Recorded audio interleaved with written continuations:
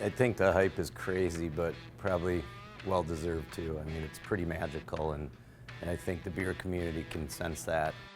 I always say that we kind of work for the beer. It's kind of funny, KBS was voted best beer in the world. That moniker of best is kind of silly to me. There are great beers being produced all over the world. 2002, I think, is when the first batch, when we had already been producing breakfast stout. Called down to Jack Daniels, and I can remember just going into the white pages and finding Jack Daniels General Store. And I called and they just answered, hello? And I'm like, is this Jack Daniels? I said, yeah.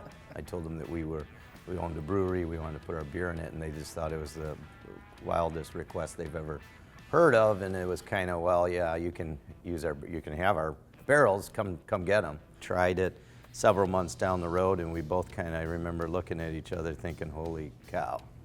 We just something magical something. happened. Yeah. Something magical happened in the barrel. The bourbon notes were so overwhelming that the beer wasn't big enough. So we had to make an imperial version of breakfast stout.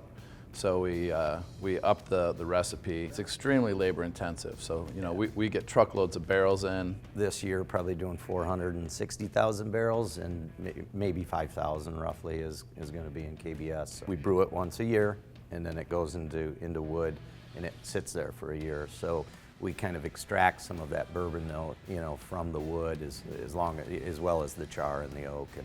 And what we've noticed is the longer it conditions in those barrels, it picks up more of those flavors. Beer tourism has become big business. And when people come to celebrate the beer community, they don't just come here, they come out and see the folks that are supporting the craft beer community. And I think that's probably the most rewarding thing for me. Grand Rapids is known now nationally as Beer City, USA, and we get all these accolades for being one of the best, beer towns for the craft beer scene.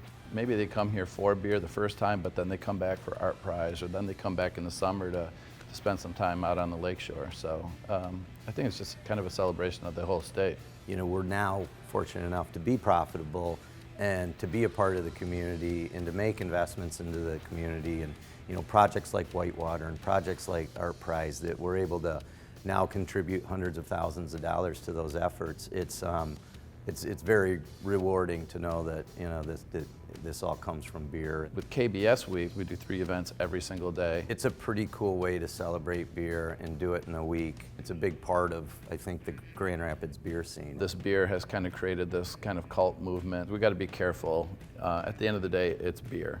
To me, it's more about the conversation.